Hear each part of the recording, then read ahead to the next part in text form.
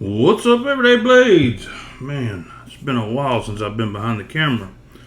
I have been down with a severe virus that's, man, if you ask me and the other people that have had it, it's pretty compatible with COVID. It takes you down for about 2 weeks. But I'm bouncing back and had to crank out this review. So here we go. This is just a great one. This is a good to start off with, to come back with. The Tactile Knife Company Maverick. And I've paused on this interview. I've done some teasers and I've done some short videos, and I've carried this knife a lot. I wanted to get this right. This knife means probably more to me than a lot of other people, because it's not only made in the U.S., it's made in my home state by Tactile Knife Co.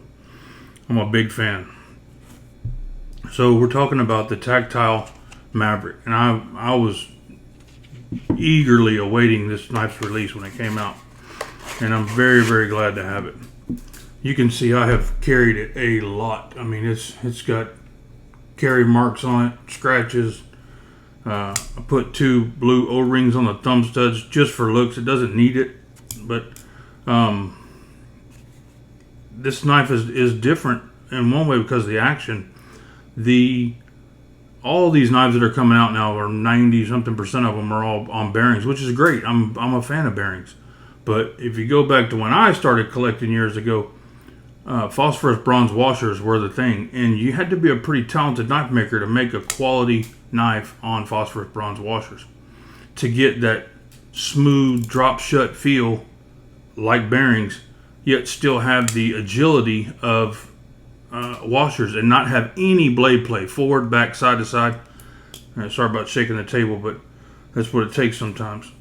This one does not have that. Now, I saw early on a few people did have that issue. I don't know if they got it worked out. I think some of it is maybe some guys don't know that when you first get a brand new knife running on washers, especially a quality knife. Let's talk about like a Medford. Medfords are stiff when you get them. I mean, they're hard to roll out. Not all of them. And a lot of Medfords are on bearings now, so you may not even know what I'm talking about there. Let's take the Lamia. When you get this knife, if you buy it new, it's going to be very difficult to even open and close, because the tolerances are so tight, and I believe they leave a little bit of a negative tolerance on the washer, so you can break it in and it will fall all in the right grooves. Now, this knife was a pain to break in, but so worth it, right? Look at it now. That's phosphorus bronze washers. Damn near drop shut. Still not completely broke in. It probably took a month or month and a half of solid working on that knife to get it to break in. This one did not take that. This one took carrying it for a week, and it was broke in. And you can see you can flick it in. It gets hard to do under the camera, but flick it in, flick it out. That's how all of our knives used to be. And they did a fantastic job with it. And I'm not saying there's not issues with some of them out there. I don't know. All I can speak about the one that I have and friends that I've talked to that have them. Huge benefit to this knife. Magna cut steel. In my opinion, that's as good as it gets. In my world, that's as good as it gets. I don't have anything better. And I have, probably close to 100 knives. It just feels so good, the action. Also, the ergos with that fine texturing in there feels so good in your hand. I had some people in a couple reviews knock the pocket clip. I like everything about this pocket clip. I like the way that it works, the way it slides over your pants, the way it gives relief for that, especially if you wear blue jeans where you have that bundle where it's sewn together. And I think it looks really cool.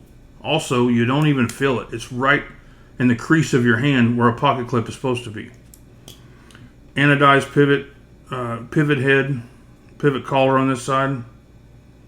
Large hardware. I believe it's T8 or T10. It's just a great knife all the way around. Dead nut centering. I mean, for the price of this knife, it's hard to beat. It's hard to beat. Let's check some size comparisons. We were just talking about the SPK Lamia, which is a very expensive custom knife. Not a very expensive, it's an expensive custom knife on the secondary. Table prices are reasonable on these. Another popular knife.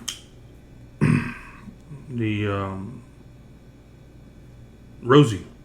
You can see it's quite a bit longer, but narrower, a lot more pocketable.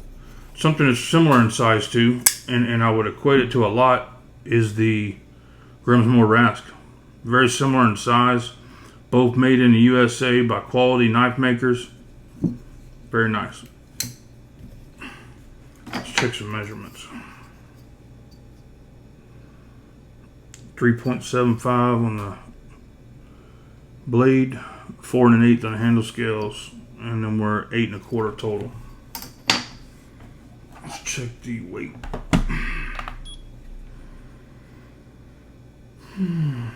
Tactile knife code. 3.8 ounces.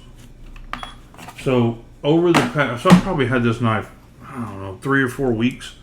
I can tell you 100% honestly, every day is a challenge for me when I go to grab a knife when I walk out the door. What knife am I going to carry that day?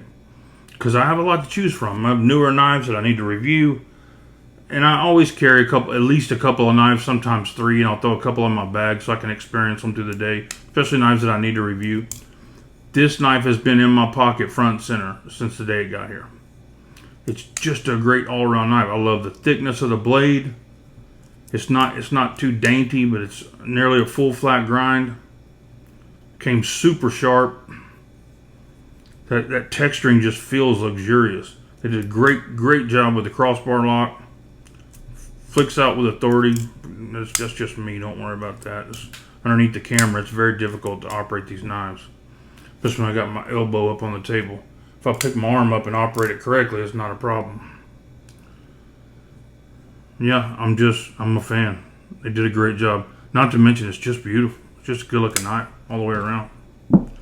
Tactile Maverick, final review. 2 thumbs up. Guys, thanks for watching. God bless you and your families. Say a prayer for our country. Good night.